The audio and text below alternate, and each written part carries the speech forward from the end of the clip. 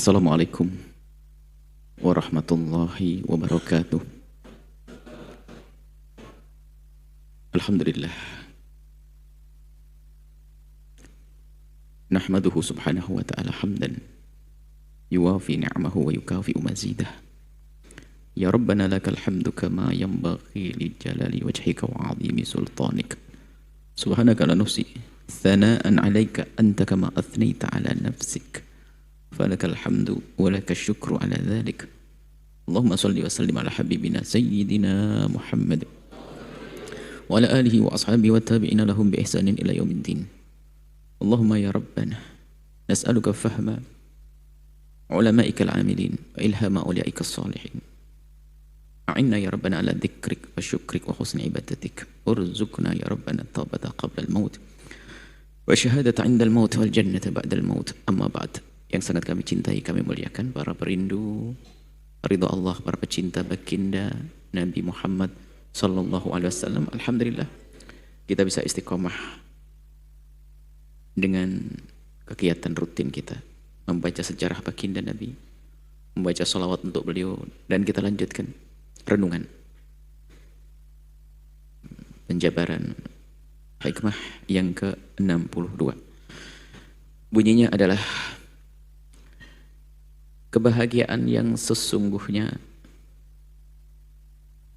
adalah di dalam hati.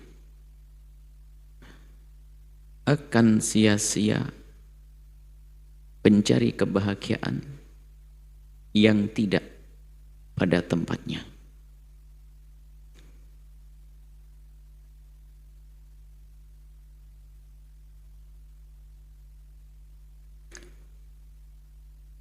Kebahagiaan yang sesungguhnya adalah di dalam hati. Kebahagiaan di dalam hati.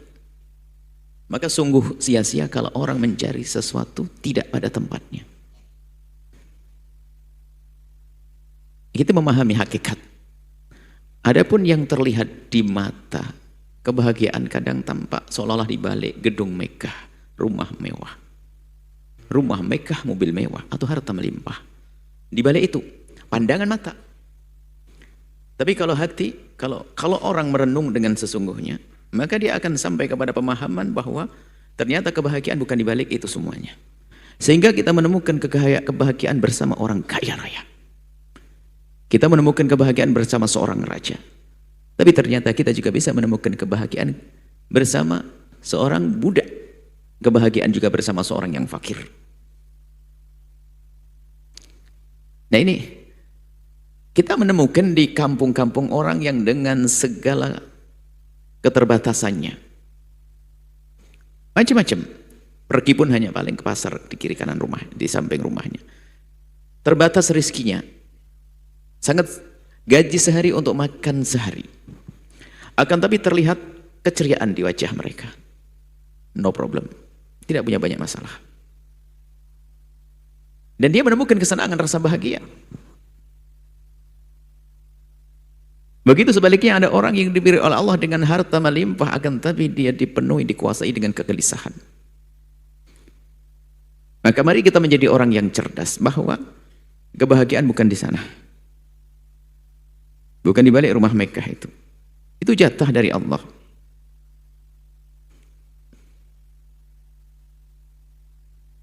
Kekayaan, harta, ataupun jabatan. Maka sungguh rugi dan sungguh salah kalau ada orang mencari kebahagiaan di balik itu semuanya. Bukan berarti di sini orang tidak boleh berusaha untuk mengumpulkan kekayaan, bukan. Bukan tidak boleh seseorang berkeinginan untuk menjadi raja atau sultan yang adil, bukan. Sebab raja di surga juga ada, Raja Daud, Raja Sulaiman. Seorang nabi sekaligus, seorang kaya, Abdurrahman bin Auf ada. Akan tapi yang harus kita pahami bahwasanya kebahagiaan yang sesungguhnya adalah di dalam hati. Maka yang bakat untuk mengumpulkan rezeki boleh. Orang mukmin yang kuat lebih dicintai oleh Allah kok. Ekonomi umat Islam harus bagus, berjaya, sukses urusan dunia. Tapi jangan sampai kita tertipu seperti mereka yang sudah tertipu. Apa bedanya kalau begitu antara kita orang yang beriman dan yang tidak beriman? Kalau hanya orang mengumpulkan kekayaan begitu saja. Ada kelebihan kita adalah hati yang harus kita rawat. Bagaimana dengan hati kita? Ini menjaga hati. merawat hati, maka disitulah suburnya kebahagiaan. Kesenangan yang sesungguhnya ada di dalam hati masing-masing. Nah, maka akan menjadi sebuah kesalahan jika ternyata menggantungkan kebahagiaannya di luar dari hatinya. Di luar dari hatinya. Mengukur kebahagiaan atau dia menggantungkan kesenangannya dengan sesuatu yang di luar hatinya.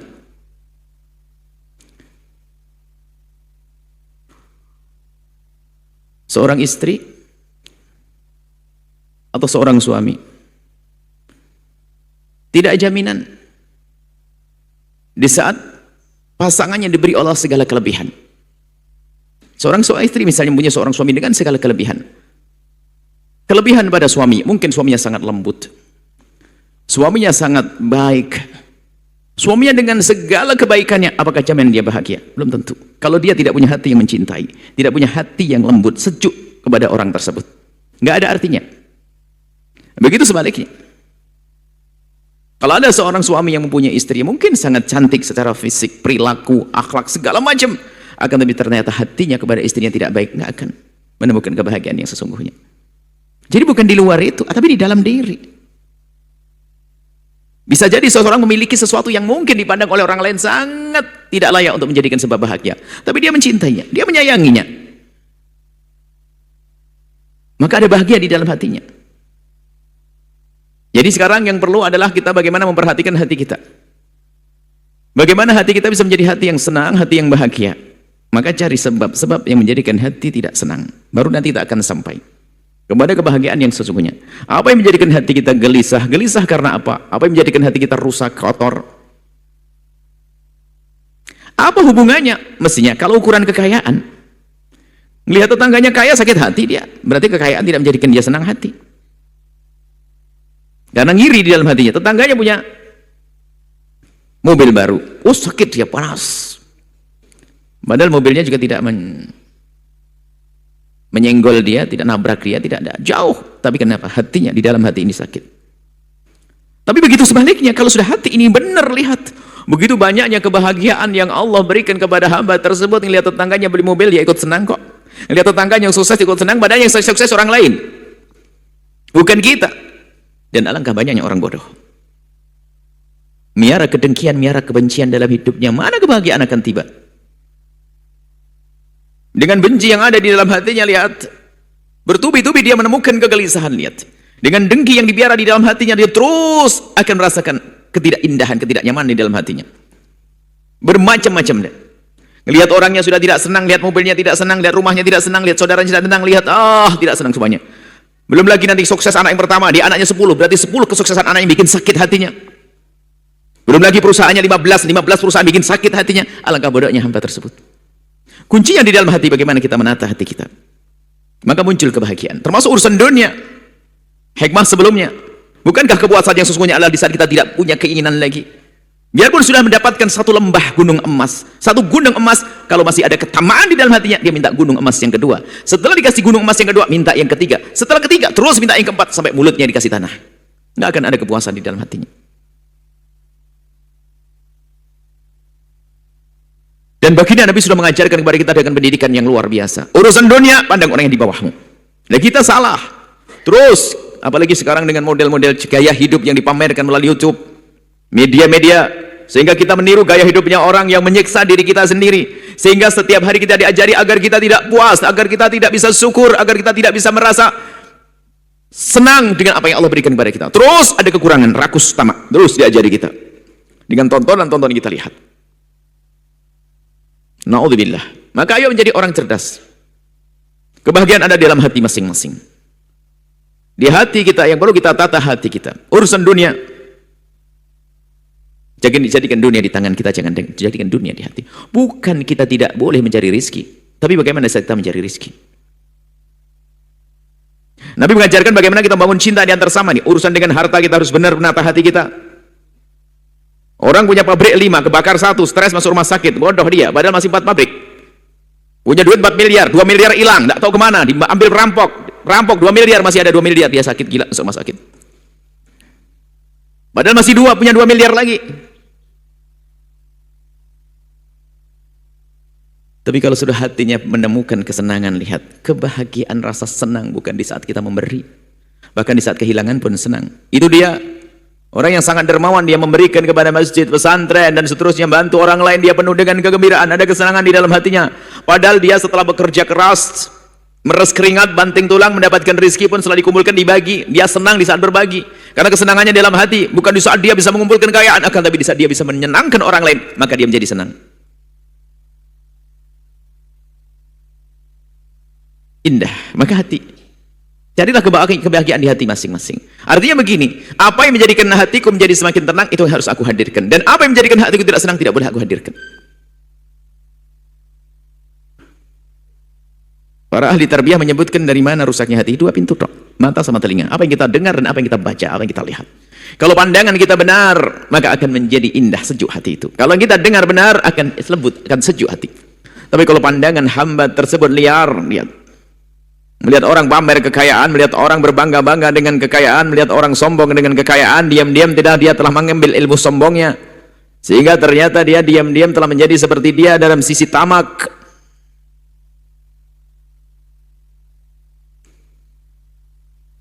Akan tapi kalau yang dilihat adalah hamba-hamba yang baik, yang bisa menjadi suri toladan bagi dia, yang bisa menjadikan dia semakin dekat kepada Allah, maka sejuk hatinya. Apa yang kita dengar selama ini? Apa yang kita lihat? Dan kita harus pandai memilah dan memilih dari yang kita dengar itu.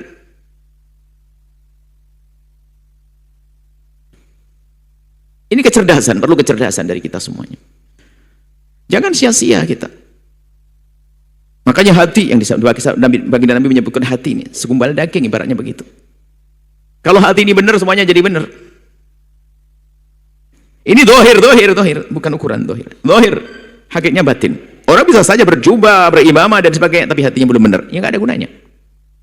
Maka ini dalam rangka kita belajar bersama, bukan berarti kita sudah benar hati, bersih hati, tidak. Yuk kita bersama-sama belajar deh. Kita saling mengingatkan dalam keindahan ini, dalam kebahagiaan ini.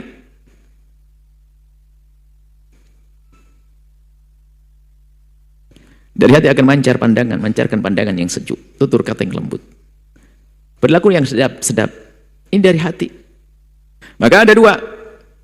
Seperti halnya kita menyuburkan tanaman itu, kalau kita ingin menanam padi itu harus ada dua proses dong.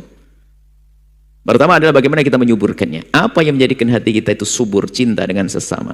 Kita bisa merenung terus bahwasanya dia adalah saudaraku, sesama agama denganku, umat Nabi Muhammad. Terus kita hadirkan renungan. Ibundaku, ayahku, saudaraku. Terus merenung begitu agar subur. Agar subur. Hati itu dengan cinta dan kasih sayang kepada sesama. Kemudian di samping itu seperti halnya orang menanam padi, harus ada suatu ketika, bahkan mungkin terus-menerus kita memperhatikan padi itu jangan sampai nanti dikalahkan oleh rumput. Atau kalau pohon jangan sampai dikalahkan oleh benalu-benalunya. Maka di samping kita menyuburkannya dengan tadi, menumbuhkan kasih dan cinta, menyuburkan cinta dan kasih, maka kita harus senantiasa tanpa henti memangkas benalu-benalunya, membersihkan rumput-rumputnya yang bakal akan menggeser cinta dan kasih sayang. Jangan mau dengar gunjingan dari siapapun. Jangan mau diajak bicarakan kejelekan siapapun.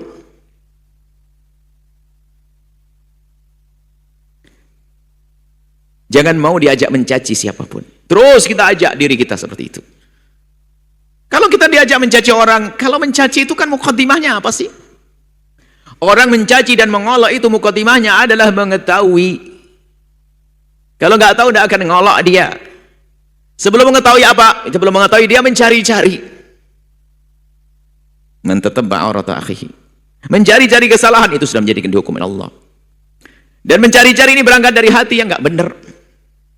Hati kotor. Suka mencari-cari kesalahan orang. Akhirnya menggunjing, disebarkan ke yang lainnya, mana akan indah hatinya, gelisah, gersang hatinya. Maka lihat manusia-manusia yang dipenuhi dengan kebencian, kedengkian, lihat hatinya rusak, tidak akan indah hidupnya. Dia bersama siapapun tidak akan bisa lama bertahan. Dia hanya senang sesaat, setelah itu menjadi amarah, pendendam, benci.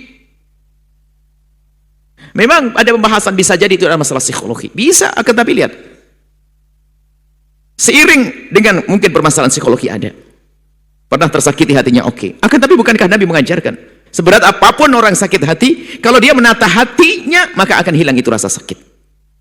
Merenungi bahwasanya itu adalah umat Nabi Muhammad. Kenapa aku harus membenci dia? Dan kita harus tahu bahwasanya itu adalah penyakit. Nggak boleh aku biarkan terus ngerogoti hatiku, nggak boleh. Jangan dibiarkan. Nah, orang punya dendam, benci pada seseorang, malah diperkuat kebenciannya, dicatat kejahatannya, kenakalan, dicatat, jam begini, detik ini dia telah melakukan kesalahan padaku, kemarin juga ini, dalam seminggu saja 16 kali salah padaku. Apa yang terjadi? Nyungsep. Setelah sakit hati, kemudian juga semakin mentalnya juga kena, ujungnya gila dia.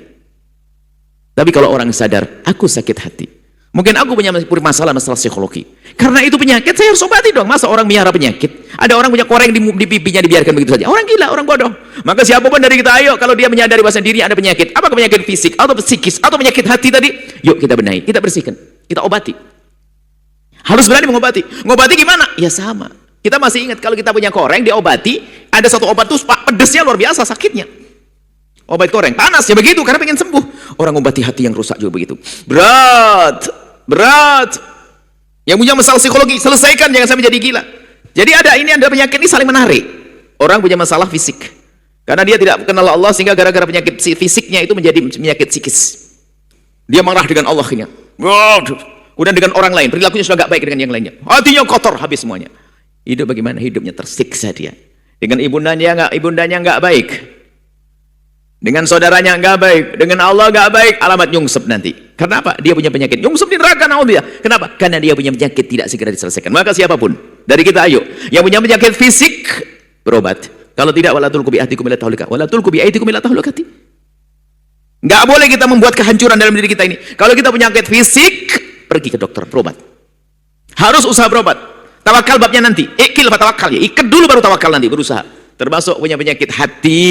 Jangan biarkan, apalagi itu yang paling bahaya ini, hati. Siapapun jangan beralasan dengan, makanya kalau kita punya permasalahan jangan nyalain yang lain deh. Aku marah karena dia jahat. Aku marah karena dia kurang ajar kepadaku. Aku marah karena dia. Deh. Itu iblis yang mengajakmu untuk beralasan. Memang semua manusia adalah bisa bersalah. Bisa jadi dia salah dengan sengaja dan bisa jadi tidak sengaja. Cuman karena hati kita yang kotor, lihat semua. Aku begini karena dia. Sudah, berhenti kita untuk menyalahkan orang yang ada di sana. Kita perlu kembali kepada hati kita. Dia jahat, dia kurang ajar, aku tidak boleh rusak hati saya. Pastikan itu. Kalau kita ingin, kita cerdas. Pastikan, maksudnya hatiku tidak boleh rusak oleh kejahatan dia, oleh kedoliman dia. Pernah kita hadirkan sebuah kisah seorang kakak yang merebut waris adiknya. Kakak merebut waris adiknya. Semestinya sang adik kan masuk surga karena didolimi. Sang kakak masuk neraka karena ngambil waris. Sang adik pun ternyata ia bisa bertahan setahun, 2 tahun dalam kesabaran. Tahun ketiga sudah marah, gunjing ke abangnya, marah dengan abangnya. Akhirnya terjadi benci. Ada benci di hatinya, ada dendam di hatinya. Dan ternyata dendamnya tidak boleh untuk dirinya sendiri. Istrinya pun juga diajari untuk mendendam. Anaknya pun diajari kebencian. Neraka semuanya. Ada orang ngadu, ya Rasulullah, ada orang berbuat jahat kepada aku, bagaimana? Apakah aku perlakukan, aku balas? Kalau kau balas, kamu sama dengan dia. Jangan balas dong. Balas dengan kebaikan, insya Allah. Nah, kalau sudah kita biasa seperti itu, maka akan terpangkas itu penyakit. Hati bersih. Suburkan hati dengan menanamkan kecintaan. Kita merenungi, siapa sih dia? Dia saudaraku kok, kenapa saya harus benci ke dia? Satu pesantren dengan saya. Satu umat Nabi Muhammad semuanya kita ini. Satu bangsa, dan seterusnya. Kemudian setelah itu, kita jauhkan telinga kita dari mendengar hal-hal yang menjadikan kita tidak senang hati. Harus kita bisa menghilangkan. Kalau kita punya grup WhatsApp, kalau ternyata ada guncingan, Anda keluar. Atau suruh keluar yang menggunjing. Jangan menikmati omongan-omongan orang yang menjelekkan orang lain. Ini kebodohan kita. Hati kita mau dikorengin, dikasih koreng, kenapa kita mau? Nggak boleh, jangan ngomong yang jelek di sini. Di grup ini jangan ngomong yang tidak baik. Kita ingin ngomong yang baik-baik saja. Tidak ada menanamkan kebencian, tidak membuat permusuhan, tidak ada. Yang ada bagaimana kita menumbuhkan kasih sayang dan cinta, maka dengan begitu akan menemukan kebahagiaan yang sesungguhnya, yang disebutkan bahwa kebahagiaan yang sesungguhnya adalah di dalam hati. Akan sia-sia pencari kebahagiaan yang tidak pada tempatnya. Semoga Allah memberikan kepada kita kebahagiaan yang sesungguhnya, kebahagiaan di dunia dan di akhirat untuk diri dan keluarga kita semuanya. Dan semoga Allah mengampuni semua, memuliakan kita semuanya, dan semoga Allah manjakan umur kita dalam ketaatan serta sehat walafiat. Dan semoga Allah Subhanahu wa taala menjauhkan kita dari fitnah, menfitnah dan difitnah. Semoga Allah menjaga negeri ini, Allah menjauhkan dari wabah, diganti dengan rahmat dan kasih sayang. Panjang umur semuanya, husnul khotimah, berkat Sayyidina Muhammad. Al-Fatihah. Assalamualaikum warahmatullahi wabarakatuh. Waalaikumsalam warahmatullahi wabarakatuh. Syukran jazilan kami haturkan kepada guru kita tercinta Buya Yahya. Semoga apa yang beliau sampaikan dapat bermanfaat dan dapat kita amalkan dalam kehidupan kita sehari-hari. Amin amin ya rabbal alamin. Baik para hadirin, pemirsa Al-Bahjah TV dan pendengar setia radioku dimanapun Anda berada. Demikianlah majelis kita pada kesempatan kali ini, dan jangan lewatkan program kajian nasihat untuk santri yang rutin diadakan setiap Jumat malam Sabtu di Lembaga Pengembangan Dakwah Al-Bahjah Cirebon, tentunya bersama guru kita tercinta Buya Yahya. Dan akhirnya saya Ahmad Jailani selaku membawa acara dan beserta kru yang bertugas mengucapkan syukron jazilan atas segala perhatian Anda. Mari kita tutup majelis yang mulia ini dengan pembacaan doa kafaratul majelis. Subhanakallahumma bihamdika asyhadu an la ilaha illa anta astaghfiruka wa atubu ilaik. Assalamualaikum warahmatullahi wabarakatuh.